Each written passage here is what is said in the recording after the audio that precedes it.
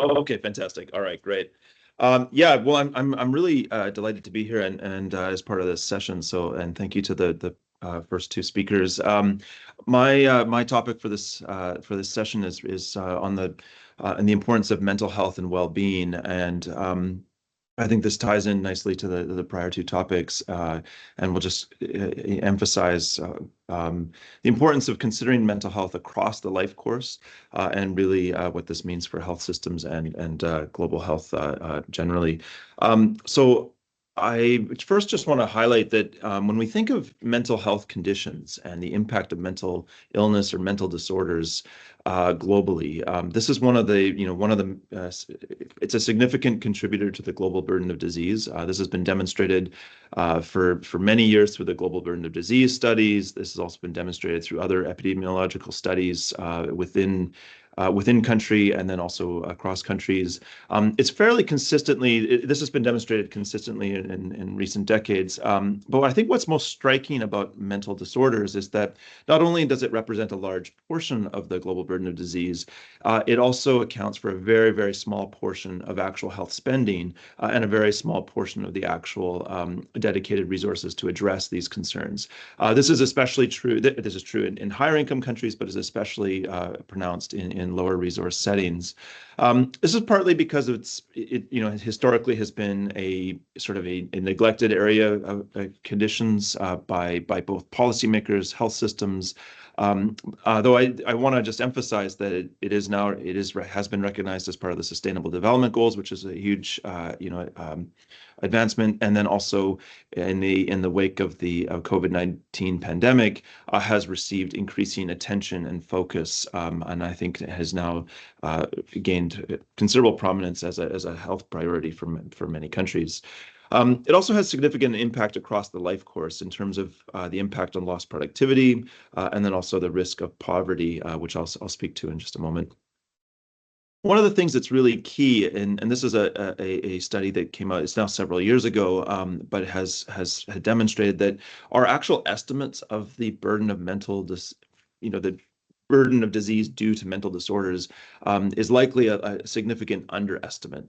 And then again, this is drawing from the global burden of disease studies, but demonstrating that actually we don't fully account for what the impacts of mental illness have across other domains of our functioning, other domains across just our day-to-day activities, and then insufficient consideration of sort of how mental health concerns have this intimate connection to our social determinants.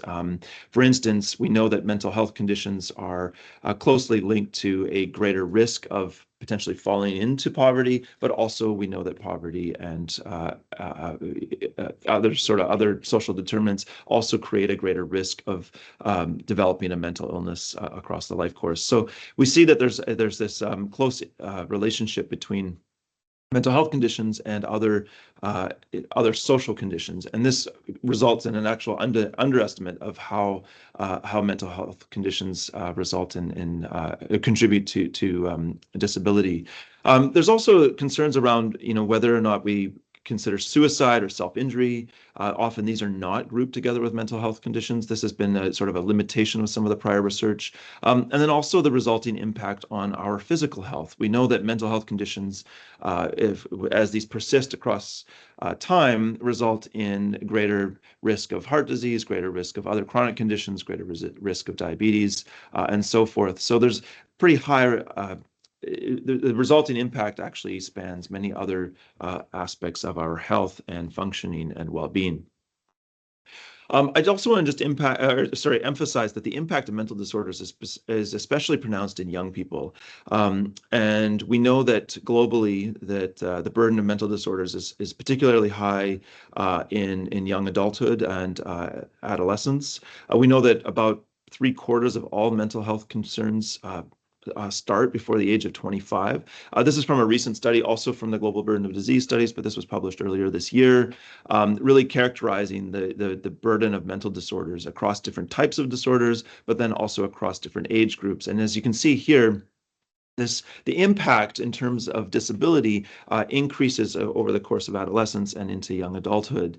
The reason I want to highlight this is because this has implications for one's entire life. If a mental health concern happens early in adolescence or young adulthood and is not addressed, it's likely to result in impacts on functioning and disability that will carry over into adulthood and then into late life. And we can think of this in terms of impact on just being able to uh, complete school or secure employment or look after one's family. And you can see how this can translate into impact across and detrimental effects across the lifespan. I just want to also highlight, though, that with mental health conditions, unlike actually many other health conditions, we actually have an enormous amount of evidence attesting to the effectiveness of brief interventions, in particular psychosocial interventions. These are brief non-pharmacological interventions that can be delivered in community-based settings. We know that we can train non-specialists, so we can shift our attention away from professional clinicians. We can think of other types of frontline health workers or even non-clinicians who can be trained and supported in delivering these interventions. And we know that we can achieve very high impact in terms of addressing mental disorders. We know that early intervention is effective. There's been numerous systematic reviews and meta-analyses demonstrating that these types of interventions, brief interventions, are effective across virtually any setting globally, and can result in lasting benefits and impact for individuals who receive these interventions. There's also been studies demonstrating the economic benefits of these types of interventions. So in terms of the cost benefits, essentially the return on investment, if you factor in simply addressing symptoms and improving functioning, but also the other potential impacts across other domains of functioning and health, the returns are anywhere from 2 to 3 to 1 in terms of the benefits. So a $2 to $3 return for each dollar invested in these types of interventions. So we have a considerable amount of evidence demonstrating the effectiveness. This has been demonstrated in a number of randomized controlled trials, so the gold standard of evidence for clinical effectiveness. And this has now been demonstrated, and as I said, many randomized controlled trials, but the body of evidence is so substantial. We're looking at 100 to over 150 randomized controlled trials globally. And I think when we think of health conditions, I think we would be hard pressed to find any other health condition with this level of evidence attesting to the effectiveness of interventions and treatments, but with such little uptake and delivery. It's one of the most astounding gaps in terms of the limited delivery and availability of these types of programs in routine care settings on a global context. This is true as I mentioned earlier, in higher income settings such as here in the United States, but also especially prominent in lower resource settings. And part of the reasons why there's such challenges to making these interventions available. One has been the content of the program. So grounded in psychological sciences, these have often been developed and produced, they've stemmed from higher income countries, often from predominantly white researchers in academic institutions and settings. So they weren't really designed for broad appeal and uptake. However, we've demonstrated that, and this has been demonstrated across multiple countries and settings, that when these programs are adapted to local contexts, to language, to culture, they carry with them the same levels of impact, and actually in some instances show even better outcomes when delivered in local contexts and settings and delivered by trusted individuals, whether that may be a community health worker, whether that may be a faith leader or a teacher, or simply an ordinary person in one's community who's trusted. One of the other key challenges is finding the types of individuals to train and support. So this is really this global workforce shortage when we think of mental health conditions. There really simply will never be enough mental health specialists. So if we think of psychiatrists or psychologists, the amount of time it takes to train and support these types of clinicians and the costs involved, it's simply impossible to think of ever having a sufficient workforce. But although it's also not necessary, these are really, really specialized clinicians. who really are only required for more complex conditions. Though the vast majority of mental illnesses are actually, common mental disorders, things like depression or anxiety or the impacts of trauma, which can be readily addressed by frontline clinicians. I think a third critical barrier is how do we ensure the quality of these types of interventions after you've trained, for instance, community members or community health workers or frontline clinicians?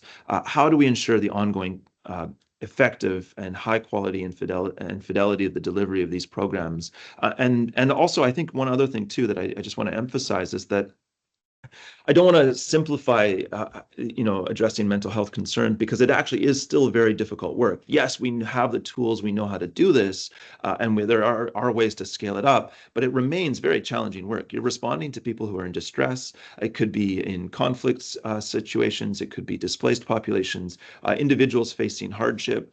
They're in a really a difficult situation, typically with the onset of a mental health condition, and that becomes very stressful and difficult to actually address. So we have to also think of the burnout and the need for supporting whoever this frontline workforce is that we train and support.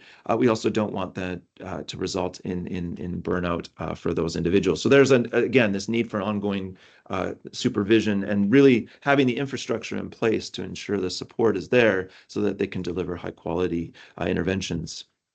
So just to wrap up, really thinking of there's certainly a clear need to address mental disorders. I think this goes without saying. It's a leading contributor to the global burden of disease. But it's not as simple as that. It's also intimately linked to many other health conditions. So this really ties into the need to think of how addressing mental health concerns can be also integrated into existing health services or into other community programs, because it's rarely a mental health condition rarely happens in isolation. It's usually in combination with a number of other factors, and there's opportunity to address multiple concerns at once.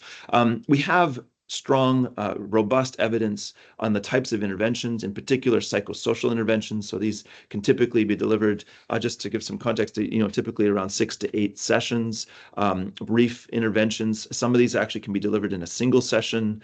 It's often delivered in person, but it can also be delivered remotely over or even through a digital device, and have shown effectiveness across virtually every setting globally, whether it's from sub-Saharan Africa to rural India, or Latin America or the United States. These really show similar impact across all of these different settings and can be delivered by individuals who are not specialists.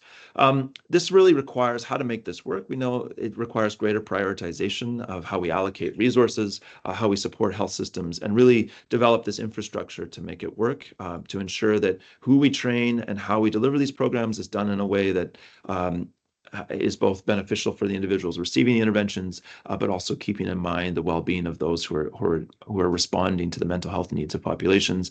And I think just really like another key consideration is we need to think of mental health care as something that has to happen outside of clinical settings, similar to the tremendous impact we've seen of community health workers addressing other health conditions outside of the clinic. Mental health also needs to be addressed in those settings.